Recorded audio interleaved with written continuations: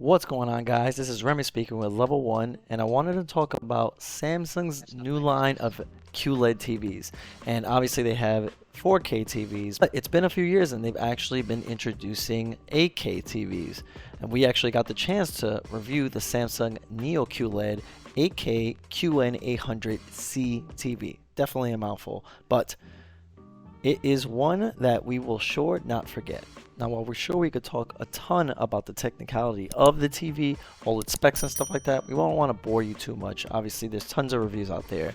So we want to get into the nitty-gritty on what this TV is really good for and then what it can probably do better in the future. Now, what Samsung's been really good about is keeping their TVs and their QLEDs and stuff relatively thin, and that's because there's not really any guts inside the TV. What you have is the panel, and what the TV is actually comprised of is this bigger box that connects to the TV, I should say panel display, which is their One Connect. Their One Connect kind of acts as its hub or even like a slight entertainment system. So you're able to plug in a couple of HDMI plugs into that. One fiber optic cable goes into the TV, and you're good to go from there. You have a couple of options as well.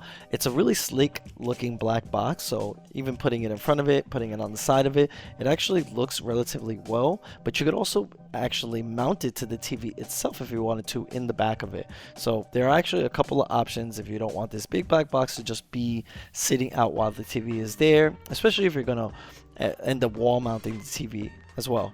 The actual hub for the TV is one of our favorites that's come along. The interesting part is that while a lot of TVs have adopted anything from the Roku like OS to the Android OS, which we love Google's Android for as a default, Samsung does probably one of the best ones that we've seen, and that's because it comprises of a few things, being an ambient sort of section, a section for your entertainment of being able to watch things, and then your gaming hub. We won't dive too deep into each one of them, but you'll be able to download all the apps that you want, or mostly. They're obviously supported by Samsung, and you'll be able to see content and be able to view it the way you want. What's also good is that if you have a Samsung phone or Samsung device, you can actually link it to the TV, and you'll be able to get all of your accounts from your phone or device onto the TV for one swift motion, so that you don't need to constantly start signing into new apps on the TV itself. So it saves you a lot of time just from doing that. Another really great feature is the gaming hub. Now, the gaming hub is one of our favorites that we've seen. We won't dive too deep, but you'll be able to get all your gaming needs in a cloud's perspective, and even just being able to compile everything. So if you have your Xbox connected, you have your PlayStation connected, it all shows up in that area, giving you options for that. But if you are going to use things with the cloud, you can do everything from music streaming to just playing things that you see straight from the cloud, which is awesome. We have a completely different video that's comprised just of the Samsung Gaming Hub, so definitely check that one out.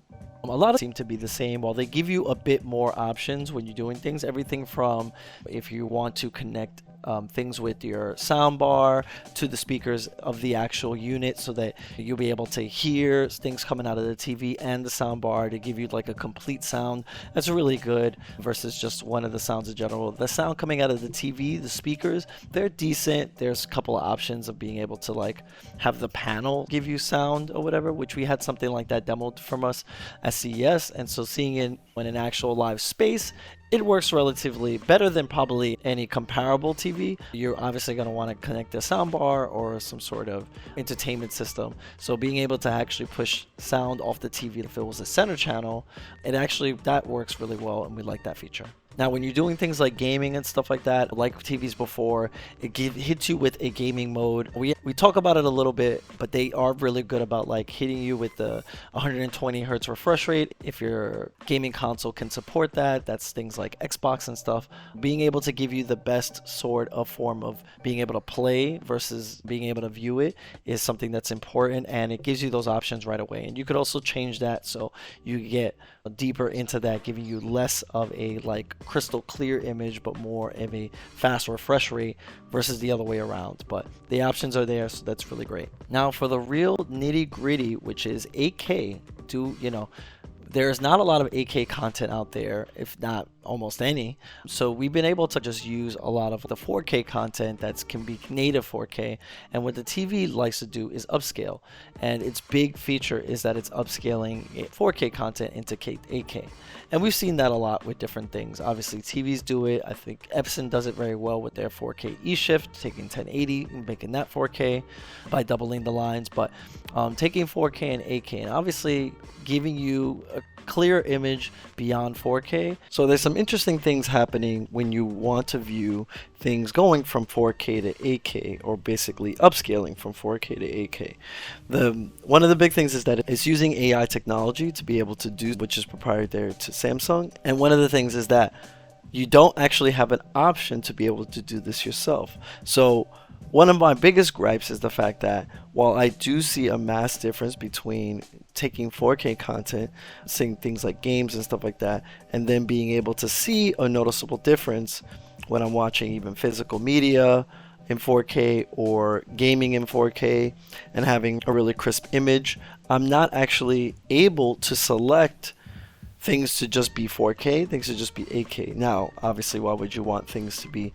4K at that point if you could just get it always at 8K? But one of the bigger things as we're creating a future where we are now starting to see things just getting into 8K, and Samsung and stuff being the leader of that category, are we actually seeing or getting 8K content? So being able to have some sort of split screen image that would show you what 4K content looks like and what it's doing when it goes into 8K content would be greatly appreciated. And it's interesting to not see it on the system itself. So the answer is, am I gaming? Am I watching things in 8K? Is 8K gaming here? Yes and no. Realistically, you're getting 4K content that is being upconverted into 8K, and that's not to dismiss what that is. We've seen things that are 1080p that get E-shifted into 4K, doubling the resolution and the lines, and that's a really clean and crisp image. It can sometimes be not discernible to the eye of what was the original 4K and what was the 1080p upscale to 4K. But when you start to get into 4K into 8K, you need a much bigger screen to actually see that sort of difference. So when you're going from 65 to 85 or something, you'd want to see what the system is actually doing. And it's unfortunate that I'm not really able to select that for others to see, even though that I see the clear difference that it's making. But with that said, at that point, it's just one of the cleanest images that I've seen while I'm gaming, while I'm watching content in 4K that's being upscaled into 8K. It's something that it's really hard to now go back and being able to see a traditional 4K TV at that point, but not too hard, as it's not native to 8K itself. The contrast ratio for the TV could be slightly better. It has very crisp, bright colors. The resolution for 4K going into 8K is very good, but I wish we had more options into being able to tell what's being viewed. But overall, a really great image, and some of the best image I've ever seen on a TV. So hopefully we continue from here, especially with all the options that you're getting when it comes to the gaming hub and a lot of the video content and video service that you have. Samsung makes a very good, seamless experience when you're watching content through their OS or navigating in general. So they've made it that much easier by obviously eliminating a lot of the options that you have to tamper with, just giving you the best of the best, but still wish it was available to view. Hope you guys like this review. We did more of an overview for the Samsung QN800C, and definitely like the video, subscribe, and let us know what you think of 8K gaming and when we'll really see native 8K content for gaming and for media itself. This is Remy with Level 1.